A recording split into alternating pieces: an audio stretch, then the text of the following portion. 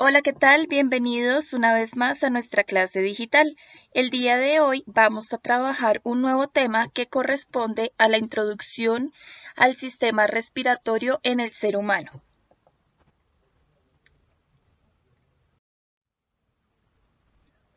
Para comprender un poco más qué es el sistema respiratorio, vamos a iniciar con qué es el proceso a través del cual el ser humano puede desarrollar todas sus funciones vitales. Pues al igual que la mayoría de los animales, nosotros obtenemos la energía necesaria para realizar nuestras funciones a partir de la respiración aerobia, que es aquella en donde nos indica que requerimos de oxígeno para poder realizar el proceso de respiración. Es importante aclarar este punto porque en otros seres vivos, como en las bacterias, se desarrolla otro tipo de respiración en alguna de ellas que se conoce como la respiración anaerobia, que es lo contrario a la respiración aerobia, en donde en el primer caso estos organismos pueden sobrevivir sin necesidad del oxígeno. También vamos a tener en cuenta que la respiración es el proceso que hace posible que el organismo tome oxígeno del aire y elimine dióxido de carbono, el cual resulta de la liberación de energía contenida en los diferentes alimentos que ingerimos. Es importante tener en cuenta de que la presencia de una cantidad excesiva de dióxido de carbono puede originar daños en las células, por lo cual es importante que nuestro sistema lo pueda eliminar con rapidez y eficacia. Como lo mencionábamos anteriormente, si nuestro cuerpo almacena una alta cantidad de este gas que es producido por los alimentos que ya hemos ingerido y que ya fueron procesados por nuestro cuerpo, la principal consecuencia será será el daño en las células de nuestro organismo.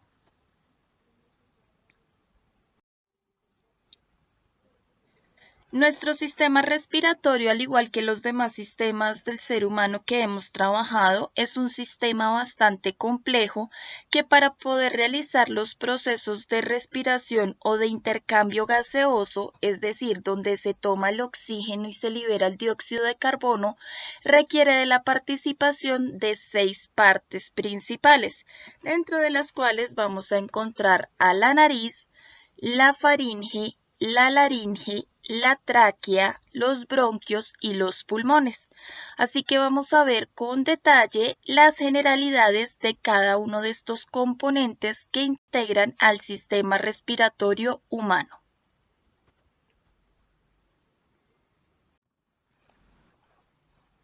Así pues, comenzamos con la primera estructura de nuestro sistema, que es la nariz, la cual está compuesta por hueso y cartílago y está cubierta en su exterior por piel. En el interior de la nariz podemos encontrar una membrana mucosa llamada pituitaria y encontramos en la nariz dos estructuras muy importantes conocidas como los orificios nasales, que son los lugares por los cuales penetra el aire proveniente del medio. La parte interna de las vías nasales es una gran cavidad situada por debajo del cráneo y encima de la boca. Por detrás se comunica con la garganta o faringe mediante dos aberturas denominadas coanas. La función principal de las estructuras internas de la nariz es calentar, humedecer y filtrar el aire inhalado, a la vez que nos permite recibir los estímulos olfatorios, es decir, poder determinar qué olor es agradable y cuál no. Por otra parte, tenemos de que dentro de nuestra nariz podemos hallar unos pequeños vellos, los cuales se van a encargar a su vez de retener partículas de polvo en un primer filtro por nuestra nariz.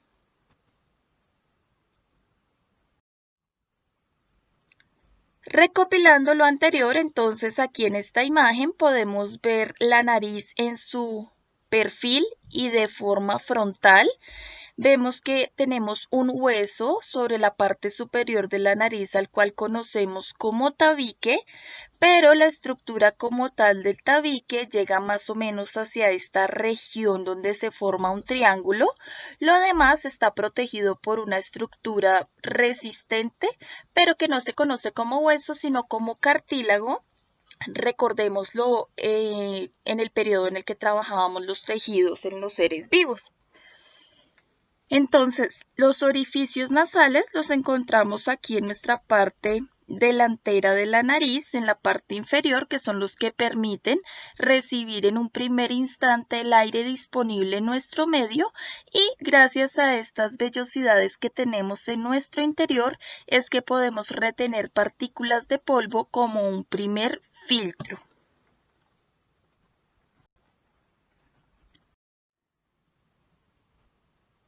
Después de considerar algunas generalidades e importancia de la nariz, entonces vamos a hablar de nuestro segundo componente, que es la faringe. Esta también recibe el nombre de garganta y es un tubo de unos 13 centímetros de longitud que se inicia en la parte posterior de las fosas nasales y baja por el cuello. Lo podemos encontrar detrás de la cavidad nasal y de la boca y por delante de las vértebras cervicales. Es importante reconocer que las paredes de la faringe están formadas por músculos y que estos a su vez están recubiertos de mucosa. Las principales funciones de la faringe están relacionadas para permitir el paso del aire y los alimentos, además de ser una cámara de resonancia para la voz. Como la faringe es bastante larga, como la podemos apreciar en la imagen de aquí, entonces vamos a reconocer tres porciones o tres divisiones principales de la faringe.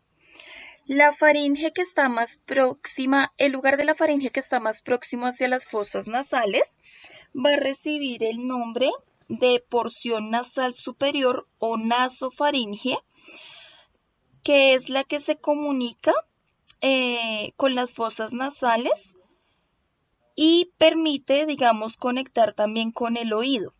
Es importante esta región porque permite controlar los cambios de presión que ocurren en nuestro cuerpo. En la parte más próxima a la boca vamos a encontrar otra región de la faringe que se conoce como orofaringe o bucofaringe. Y pues estas interviene en los procesos de respiración y digestión, ya que es por ella donde va a circular el aire y los alimentos. Y la porción más baja, que está ya casi próxima a la laringe, se va a denominar como la porción inferior o laringea, o también es llamada como laringofaringe, la cual se encarga o participa en el proceso de la respiración y de la digestión. En este lugar vamos a encontrar una membrana de cartílago llamada epiglotis, que se encarga de cubrir la abertura de la laringe mientras estamos en el proceso de la deglución, lo que hace que cuando estamos alimentándonos, ese alimento pase al esófago y no llegue a los pulmones, porque nos podría generar un paro respiratorio.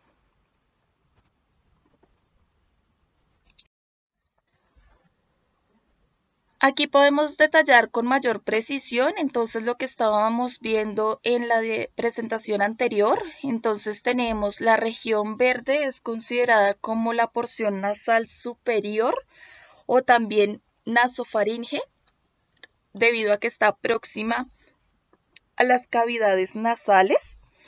Vamos a tener en la región amarilla, entonces nuestra segunda porción, que se llama orofaringe o bucofaringe por su proximidad con la boca. Y vamos a tener en la división en color azul la porción inferior o laríngea, pero también la podemos conocer con el nombre de hipofaringe, que entonces esta es la que marca una división entre la conexión de la faringe con la laringe, permitiendo que los alimentos pasen por el esófago y no que viajen en un lugar equivocado como por los pulmones.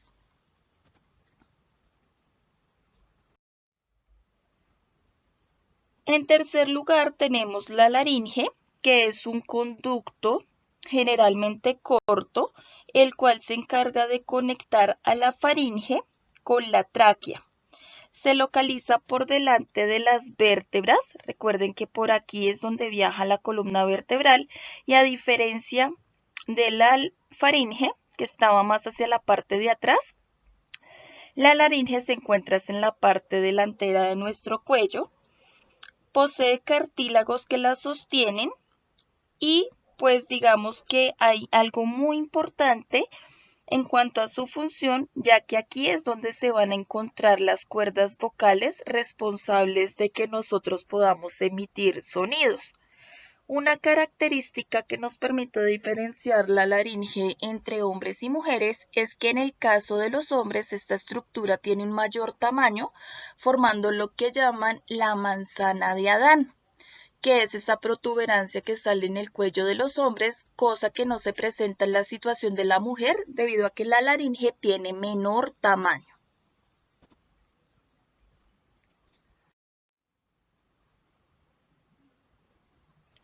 Continuamos entonces con el siguiente conducto, que es la tráquea. En cuanto a sus características, destacamos que es un conducto en forma de tubo con una medida aproximada de 12 centímetros de largo y 2.5 centímetros de diámetro o de grueso. Su principal función es permitir el paso de aire hacia los pulmones y una vez que la tráquea ha terminado y se va a dividir en dos ramas para cada pulmón y estas dos ramas se les va a conocer como bronquios.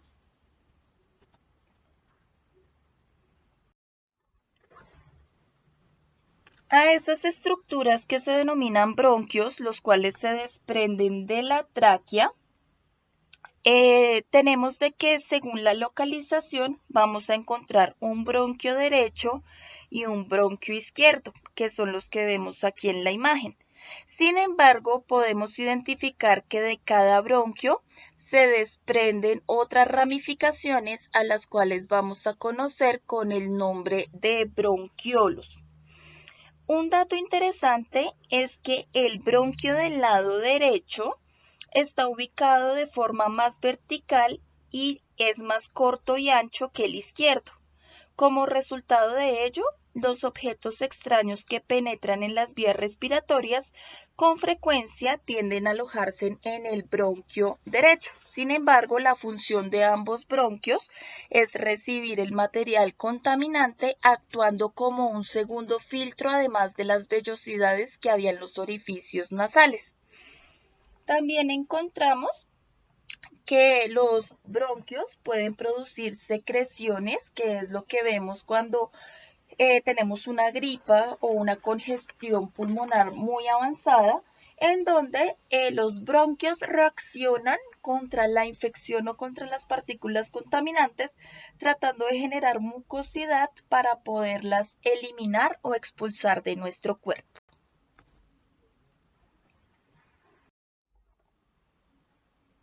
Y por último, así como nosotros veíamos que el órgano más característico del sistema circulatorio era el corazón, en el caso del sistema respiratorio, el órgano principal van a ser pues el pulmón o los pulmones, de los cuales pues vamos a enfocarnos un poquito a hablar más con detalle acerca de ellos. Entonces son un par de órganos en forma de conos, aquí los podemos ver, separados entre sí por el corazón, además de estar situados en el tórax.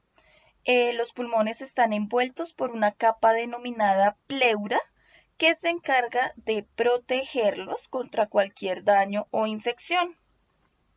Vamos a encontrar que estos importantes órganos son los responsables del intercambio gaseoso, es decir, de permitir que tomemos el oxígeno en el proceso de la inhalación y liberemos el dióxido de carbono en el proceso de exhalación.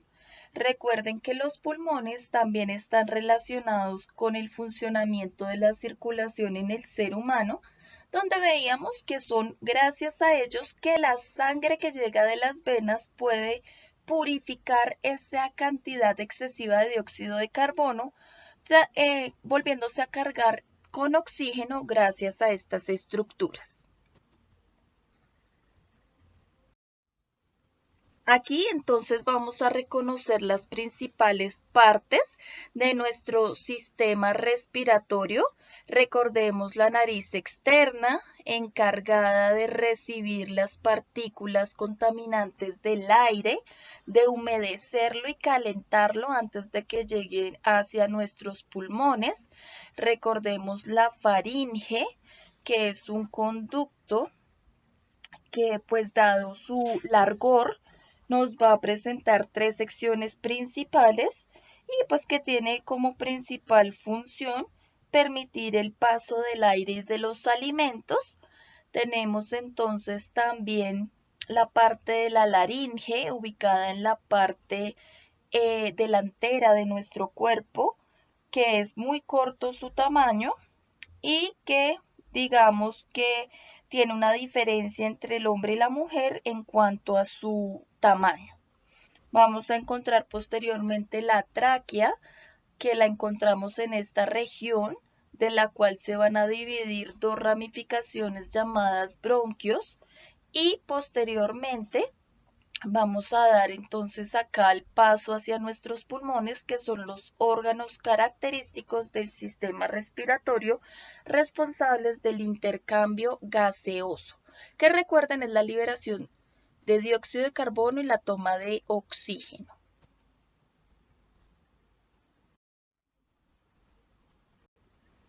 Pues hasta aquí hemos terminado con las generalidades del sistema respiratorio en el ser humano en cuanto a su importancia, en cuanto a sus principales componentes y cada una de sus funciones.